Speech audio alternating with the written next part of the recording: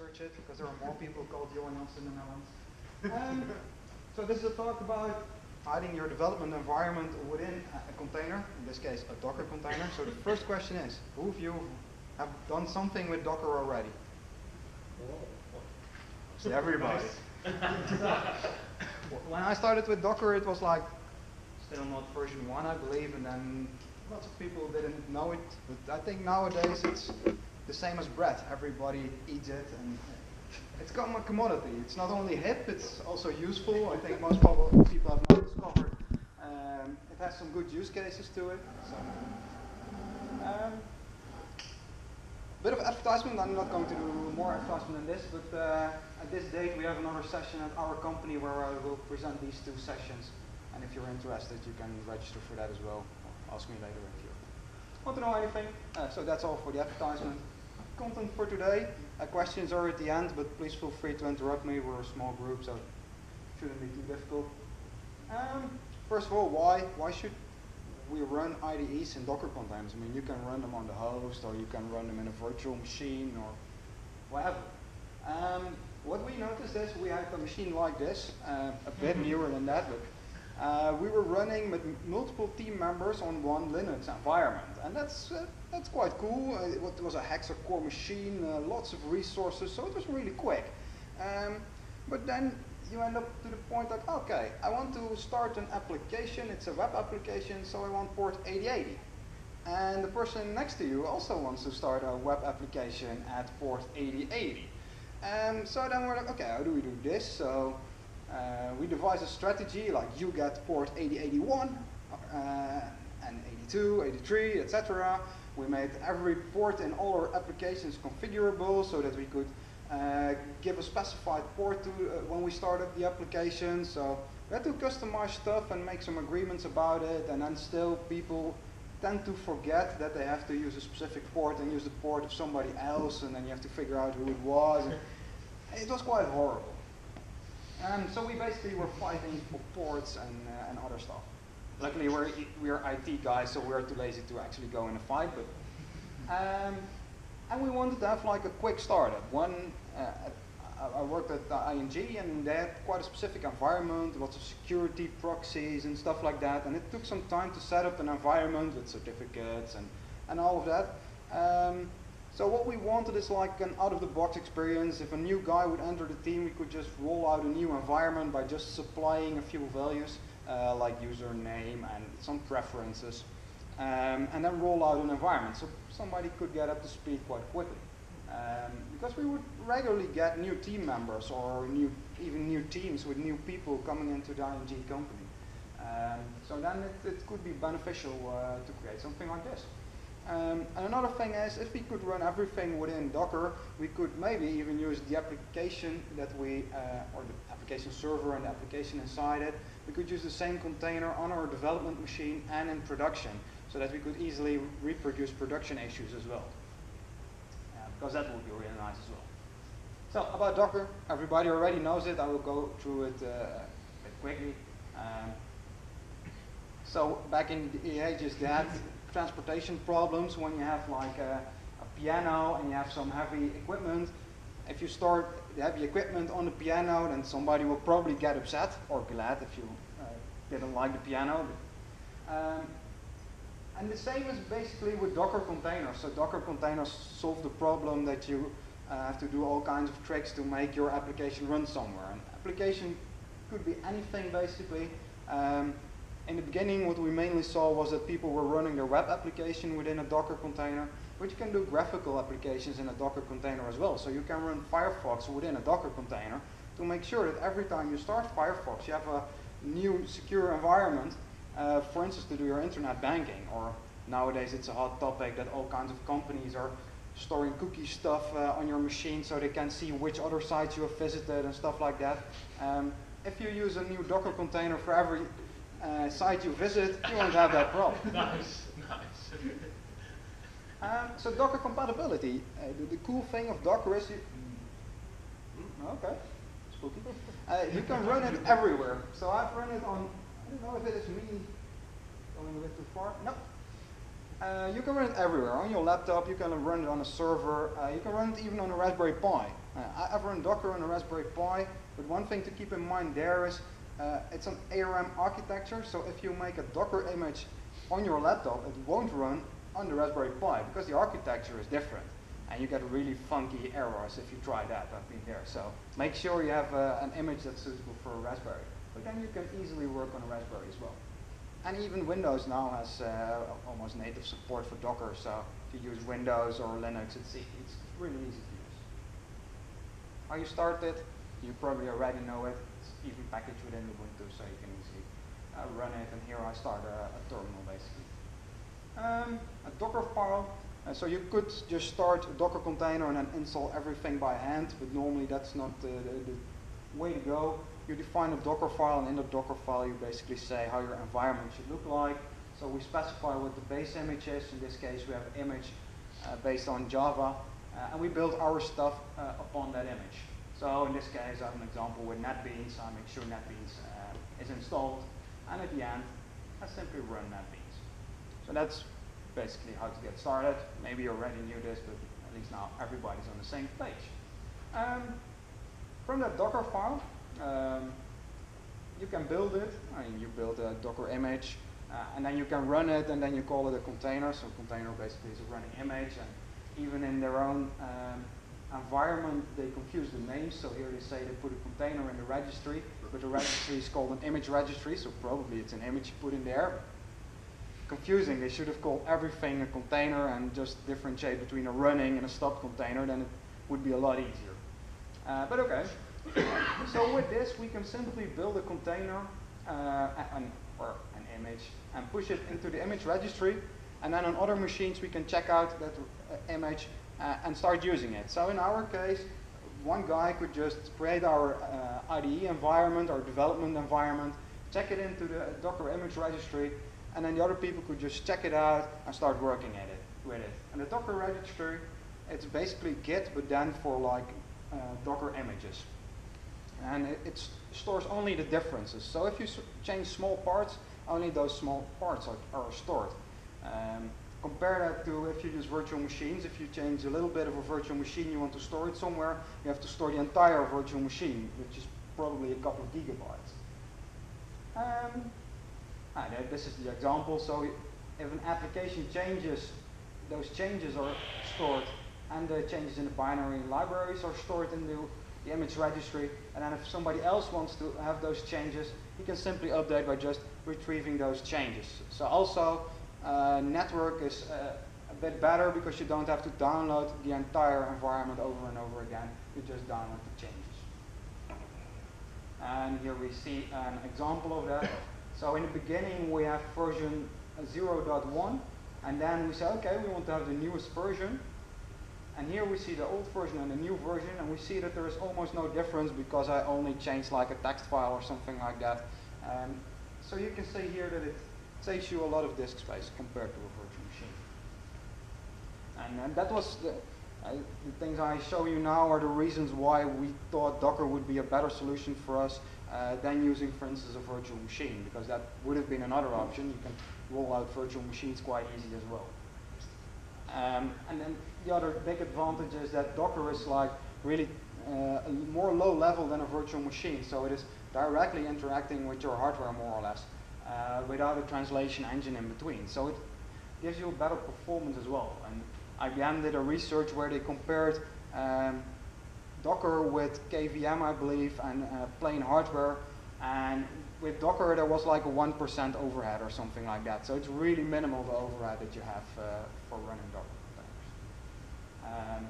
So these are basically some of the reasons why Docker for us was, I think, a good solution. And look, I could give you some examples in the next slides as well why I like this, because I can just say, okay, this is why it's cool, but I'll also give you some figures so you don't have to trust me on my blue eyes, because I don't have blue eyes. So the figures I'm showing you are not from the IDE that I've built. I will later show the IDE and run it as well. But we also built like a continuous delivery pipeline and a DTAP environment. So what we have here is a Docker image general base. All these other images, they are built on top of general base, so it's a bit like inheritance in Java. And these environments, they're built on the app server base, so these have some specific settings, for instance, for connection to a database or stuff like that. Here you see a Jenkins data container. I don't know if you already knew it, but within Docker, the idea is to isolate everything. So you isolate applications in separate Docker containers, but you should also isolate the data from your running application. And why should you do that? It's quite simple. If you throw Jenkins away and want to start a new one because Jenkins has crashed or you have a newer version or whatever, you can simply keep the same data container and connect to that one again. And that's a nice way to manage your life cycle of your containers. It's, the data has become independent from the application that is using it, basically. I was lazy, so I didn't do it for all the other ones, but if you do it really nicely, you should store all data that you want to persist in a data container. And for all these images, so everything that's in here, we basically downloaded and created those images, and in the end we needed about 900 megabytes. And it ended up being a little bit bigger because we had to add some extra Jenkins plugins, but this gives you a fairly nice idea what is a bit of a baseline for a complete environment like this. I mean, if you would have done it in virtual machines, it would have been multiple gigabytes, and if you do it everything in a separate virtual machines, you probably even use all disk space on your machine. So this is really nice, saves a lot on disk space.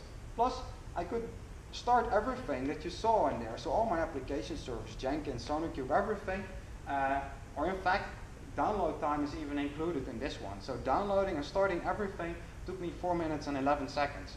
And that was basically because my internet connection was only 30 megabit. If I would have had a faster connection, it would probably be even faster.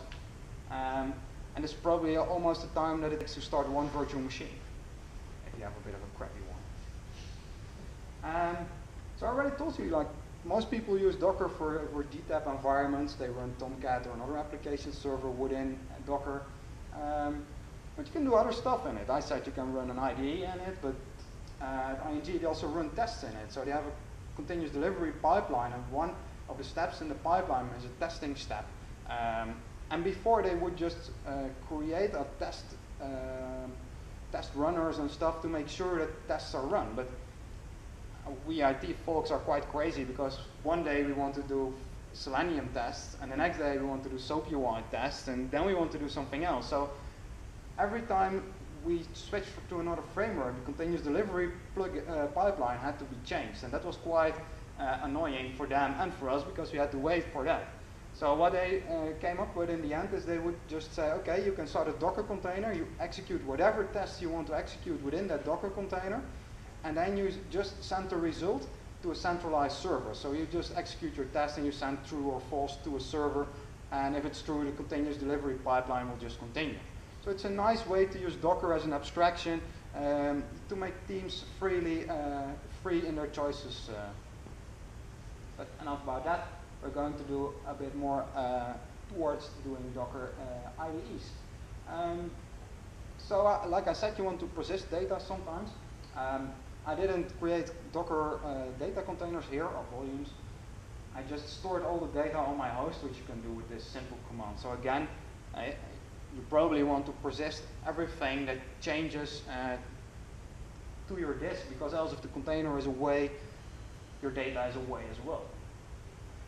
And what do you want to persist? Basically everything that changes. So it's not the IDE, because that doesn't change. If you start a new one, that's okay. But things like environmental settings, the project you're working on, you probably want to store that somewhere because you don't want to lose it. And then you have a couple of options to start working with an IDE within Docker. So you could use VNC or RDP, or you could use X11. With X11, that's a bit of the crazy one, in my opinion. You can only do that within Linux because it uses the X11 connection of your host. I will show you an example of that in a minute. So the cool thing about this is it's working immediately. For these, you have to connect to it with a separate application like Remote Desktop or something in CD Viewer. So it's all about speed. X11. So we do all kinds of freaky stuff through the X11. Some people say it's not safe, and you can make it more secure, but then the configuration becomes a bit hard. But I mean, if you're running this on on one machine for yourself, then it doesn't really matter. I mean, if it's a bit less secure, who cares? If you're doing this with a team or maybe in the cloud, you should probably think about securing this quite well because it directly accesses some resources on your host. More info about it is found here. If you're trying this and you get the above error, do this, then it makes sure the rights are okay and you can use the X11 from your host. How does it look like? Quite easy. Again, it's a simple Docker file. This is the general part which we use for all the setups. So it's just installing NetBeans. And here I show NetBeans, but I did the same for Eclipse and for IntelliJ, so it's not much difference. One of the advantages of NetBeans is that you need a bit less configuration for it to get it up and running, so it fits nicely on the slide.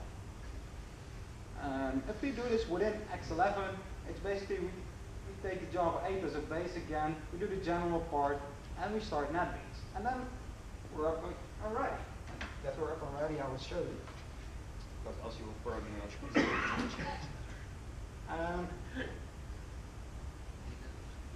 Probably increase it a bit, or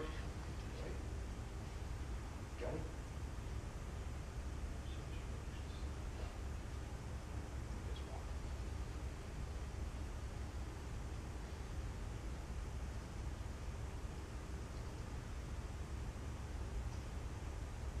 So we simply have the Docker file, which is basically what you saw before. Oh wait, I've shown you NetBeans, right? So now you know it can be done with Eclipse as well. We simply run it, and what you now see is immediately the application starts up in your face. You don't have to connect to it with VNC or remote desktop or anything. So that's really cool. Disadvantage, of course, is if you start RDP or VNC, you get a complete window environment. So you can easily click on like a calculator or whatever you need. With this, you only get your application, so no other fancy stuff around it. But you can easily work with this. You can see my data is stored in here, so I can change this. Oh, world. Yeah, you probably believe that it will run. Let's see. Hello world. I'm gonna throw it away. Run it again. If all goes well, we still have everything in it. Run shell scripts on your host, right? No, I have a Windows environment, so I cannot run Docker directly in it. So I have a VirtualBox image. That's your host. That's my host, yeah. So still the data is in there. Yeah, so within Windows, with the newer version, Windows Server, you could run it directly, but with this one, you cannot run it directly yet. I have to say at the company where we used it, we had different setups. So some people ran directly on a Linux environment and some people ran on a Windows environment. So it differs a bit on what you're using. But we had also, with the big machines, it was just running on one machine and you would just connect to it. But there we connected to it with remote desktop and not with X11. So this is basically how you can get it up and running for X11. So it's really not that hard. Most time you will spend probably in configuring the environment so that it works within the company you're working at that time, like proxies and stuff like that. So this is basically all the configuration you need. Seems maybe a bit much, but you just put it in a shell script and then you're fine and never look back at it again. VNC. So again, the configuration, you see that it's already getting a bit more configuration in here. This is where the general part would be pasted in. But we need some more configuration to make sure that VNC is working. And we even need a complete file to make sure VNC is working. With some configuration like which user should be able to do it and stuff like that. And then we can run it again. So if I go back, let's see.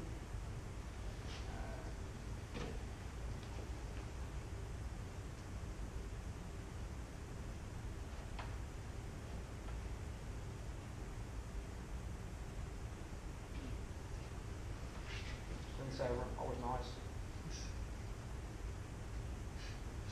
Okay. This is the part of the demo that doesn't work. you need that always in the presentation, a part that doesn't work, so we've had that. Now we can continue. It's a bit of a strange issue. I think it needs some more time to load or something like that. I won't bother you with it. I will show it in the RDP. And RDP basically is more or less the same as doing PNC. It looks basically the same. First, a few more slides. So RDP, again, quite some configuration that we need for it. It's already 2 pages of configuration because we have to configure all kinds of stuff. You don't have to memorize it. I give a GitHub link at the end where you can also fetch it, so that's probably easier. And we again need some configuration stuff for it, and then we can run it again. I will show this one in a while in a bit different setup. So these are basically the 3 options that you have that are quite normally used. Probably you can find out some more exotic options as well. But what do you do? I mean, we started doing this in like 1 team or later in multiple teams. But we started with like a base image which contained Java, Maven, IDE, stuff like that. And then we had team-based images which contained like a Tomcat instance and a specific application and stuff like that. In the beginning that worked really well.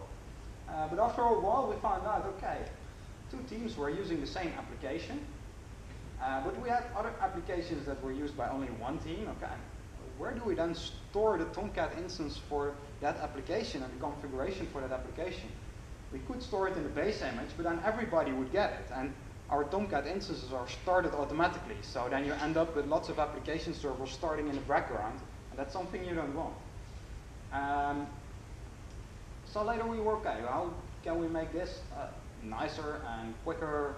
Because people were already doing forks of our container and then making their own container, and then we had to fix some security bug, and we fixed it, and we're working for like a week, and then another team was like, why doesn't it work? Why doesn't it work? And they had a fork, so they didn't have our fix. And that wasn't really working well. So then we thought about a new setup for it, and what we did was we created like a Tomcat base image and made images for every application. Next to that, we had like a Fedora image with the development environment. So here the IDE was inside Maven, and then all kinds of stuff. And we coupled that together with Docker Compose. Who of you have used Docker Compose already? Also quite a few. So if you do something with multiple Docker containers, use something like Docker Compose or something else, because else you have to manually start all the containers and everything, and Docker Compose can tie them nicely together. So you can basically define and run multiple container Docker applications. And then you can start it with 1 command instead of separately starting every container, or create a shell script to do that, of course. So we ended up with basically this. This is our directory structure, so we had like a directory for every application that we run, our development environment, and the Docker Compose file. And the Docker Compose file is basically this. So you define which things you have. Like we have a Tomcat Gimli, it will build the stuff in this directory. This will build it in this directory, etc. The development environment will be built. The development environment has a port to the evil outside world, because else you cannot connect to it. And the cool thing is it has links to these other ones. And these links will make sure that you don't have to know the IP address of these instances within this environment. Normally, if you're in the development environment and want to go to the port 8080 inside the Tomcat Gimli, you would have need to know the IP address. But with these links, it's no longer necessary. You can just say, okay, Gimli is the name for this link, so you can go to HTTP Gimli 8080. So that's a lot easier to work with. So that's one of the big advantages of using Docker Compose. Oh. To show you it's actually working, I will do that as well. Let's see.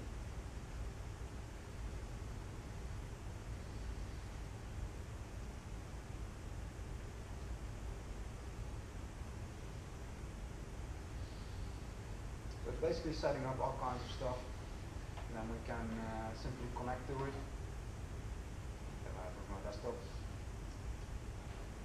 So this is the way basically we were working with. We used remote desktop to connect to it. And yeah, it's worked quite nice. Maybe some people would prefer VNC, but remote desktop feels a bit more. I still have to click some things because I almost store no state, because then I get a clean environment every time. But if you would use this in production, of course, you would store the state so that you don't have to do that every time. For demo purposes, it's nicer if everything is thrown away. So I can start NetBeans, but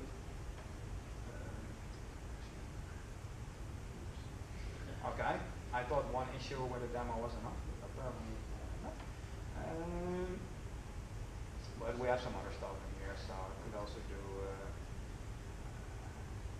this. So here we have basically an entire environment. With X11 we only had the Eclipse environment and none of the tools around it, no browser and stuff like that. And of course some IDEs support browsing as well, but it feels a bit strange. So here we have a complete browser and we can simply say, okay, that was the wrong one. We can go to port 8080 of Gimli. Then things or something like this.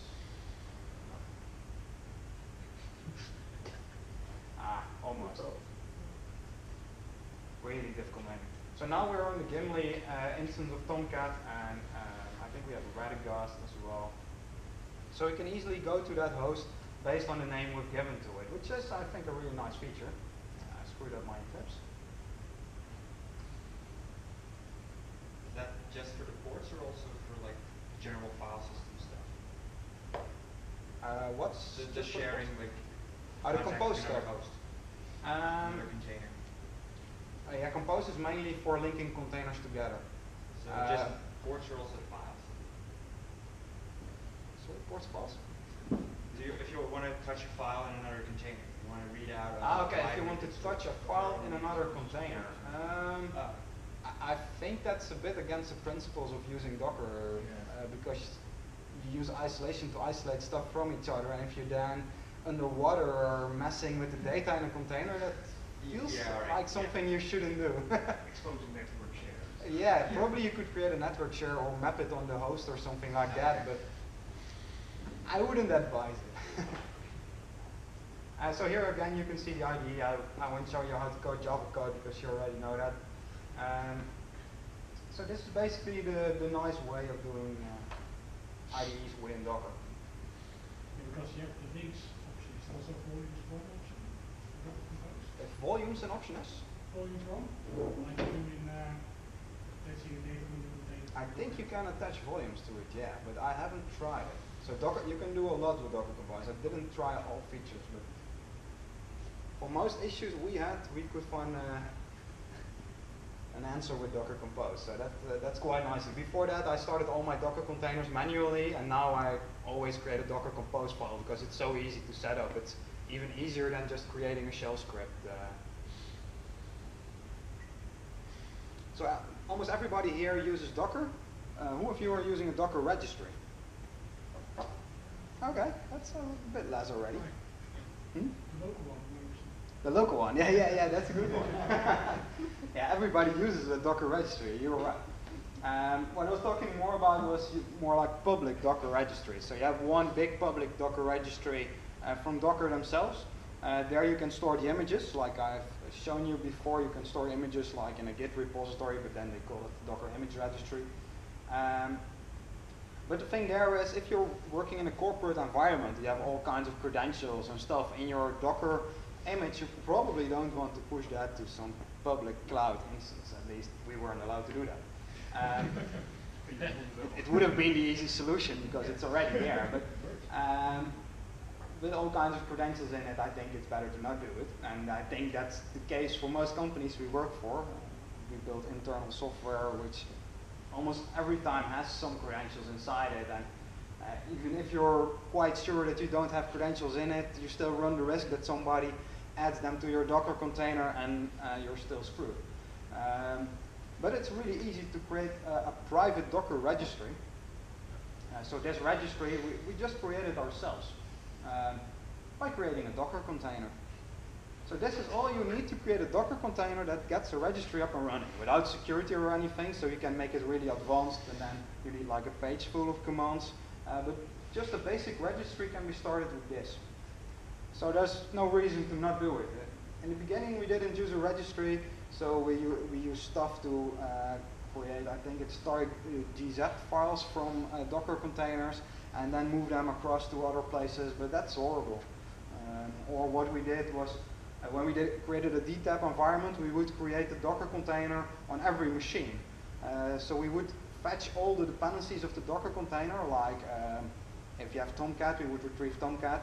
But what if the updates are newer? So if you do system updates of Ubuntu, then maybe one of the DTAP environments will have newer updates than the other ones, because you do it at every DTAP environment again. And if you just do it on one environment and then store it in a registry and then roll out that same image on every environment, you know for sure that every environment is the same. And that's something that you probably want. And it's quite easy. This is everything you need to commit some stuff in the Docker registry. Here I just have IP address, but if you have a nice environment, you could also, of course, just name it Docker registry and fix your DNS. I was wondering if you run that registry with just a single line. Then you have a registry that forgets about anything you post to it if you stop it? No, yeah, data it is being stored, but if you remove the container, then it's gone. So probably you want to attach something like a data volume to it to make sure the data is being stored. That's a good remark, yeah. Because else you're still lose your data. But that you can quite easily do with data volumes, or you can just store it on your host or whatever you like there. So here we simply commit a new change, we get a new hash, and then we push that, and we have the new version in our Docker registry, and somebody else can use it. So it's more or less the same as Git. You just commit, push, and you're done. Make sure you're faster than your colleague that's also changing stuff.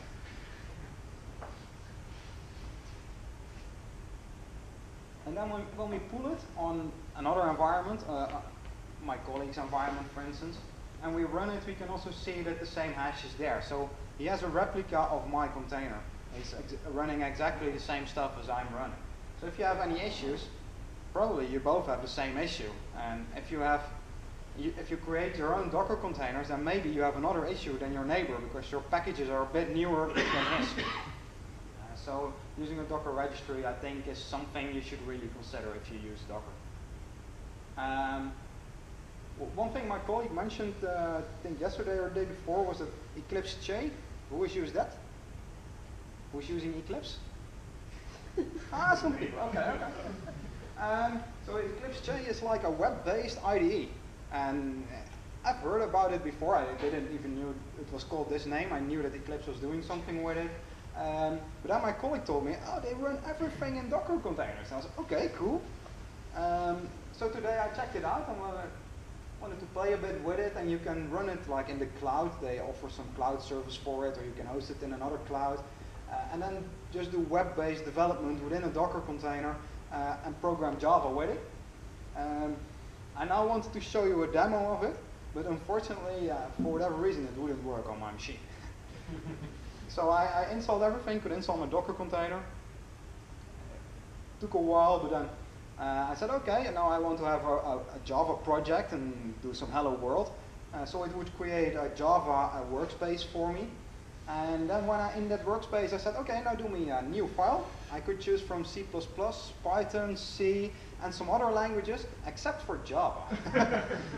So I was like, okay, probably I pressed the wrong button, tried it again, and again, the same result, and checked it, and it would really say, okay, you have a Java workspace, but I mean, a Java workspace, you probably want to create Java files in it. But unfortunately, that didn't work for me. But I think this shows that it's not only like in hobbyist or within small environments, or small, we did it at ING, so that's a fairly big environment. But you can also make this more commercial grade software that you can use and not only within a specific company, but that you can use worldwide.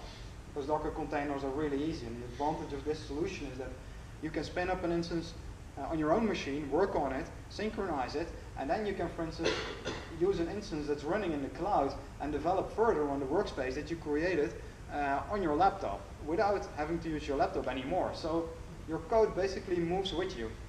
I quite like the idea. Unfortunately, that in practice I couldn't get it running. Who knows, maybe I just screwed up. So they have projects, which is basically your code base and everything around it, and that you can sync to other environments. And you have runtimes, which is basically Java, your IDE and stuff, and that's running within Docker containers. So it's basically the same setup as I've shown you before, but then with some nice labels on it and cloud, working in the cloud and everything. So, sounds all cool. And of course, I can only tell the happy part of it. We worked with it and blah, blah, blah. But we encountered a few issues as well. You have to do some cleanup sometimes. If you have worked with Docker for a bit longer time and you regularly build new containers, then you will notice your disk will get full quite quickly. So make sure to clean once in a while. We started with like one Docker container or maybe two, a base image and a container on top of it. And it was really easy to maintain because you only have two files and it's quite easy. You start one container and it's up and running. And then, yeah, we had the issue that multiple teams were using it, so we were splitting functionality in separate containers. And it's a nice way of doing it. It's like with garbage. It's better to separate your garbage. I won't say that you're building garbage or using garbage, but you get the idea probably. But then, to maintain it, it takes a lot more time. You have to maintain multiple Docker instances. You have to run multiple containers. Of course, with Docker Compose, that gets easy again.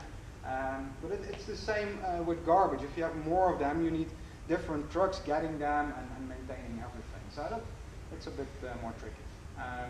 Yeah, and using inheritance. So it's with Docker, you always have to think about: do I want to stack images on top of each other, basically do inheritance, or do I want to run Docker images or Docker containers next to each other with Docker Compose?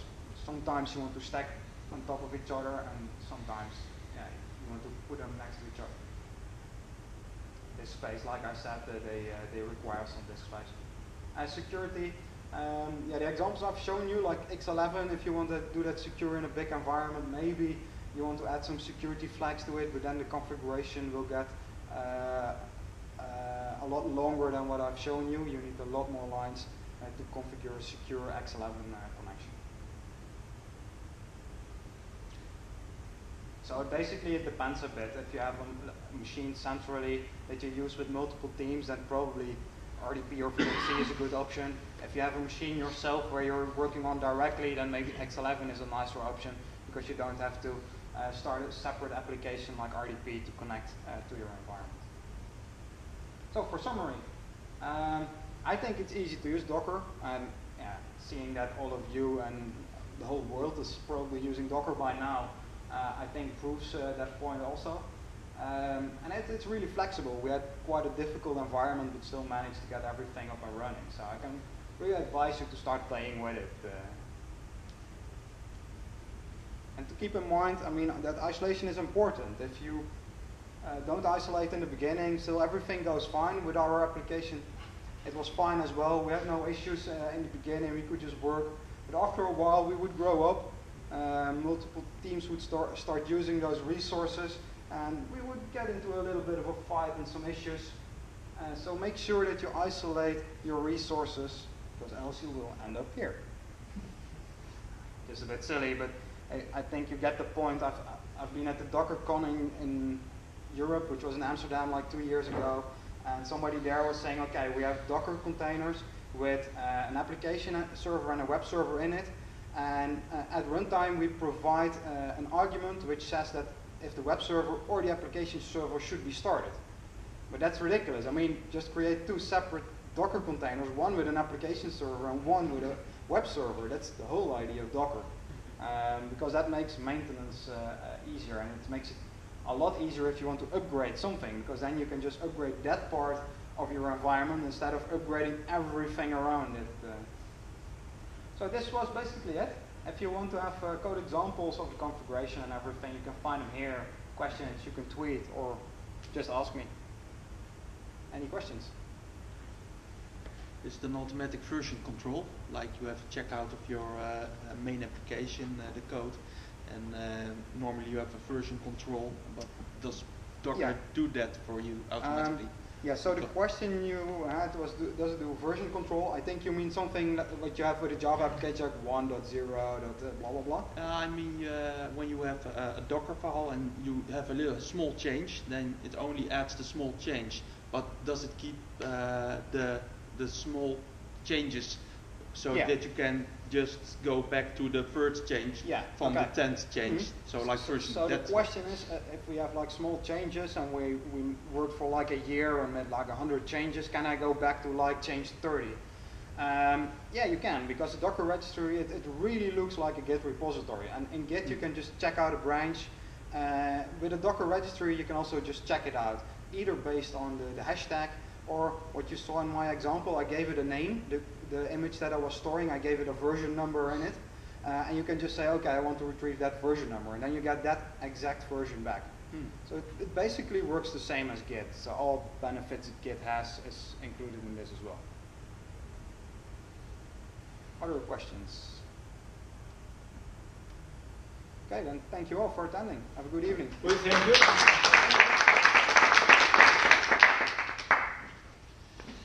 So, prior to the close-up, I would like to call up on stage our only lady for today to make the drop. Thank you.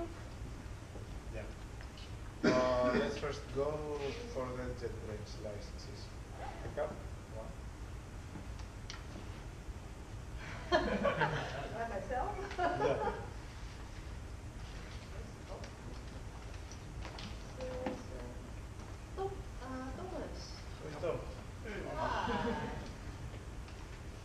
I get this one. Unless you don't receive any mail from me till Sunday, sure, just text me. So, and in order to provide a bit of more suspense, let's now go for the very first ticket for Jeff.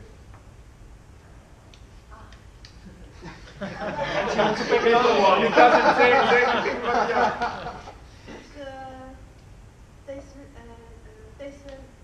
Diederik. Ah. Diederik. Yes. Yeah, I'll take it. Safe. Yeah. No, we have more too. Ah, Now we go for the second JetBrains license. Ah, okay. And then we'll go for the second of Jeff. Ah.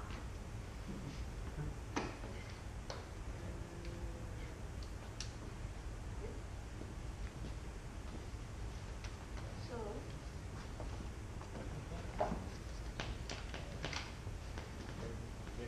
D-Bank.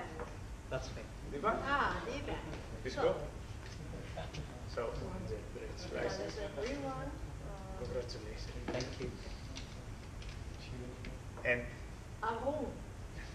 So, Hey. oh, Yeah. once again? No, it's the first time.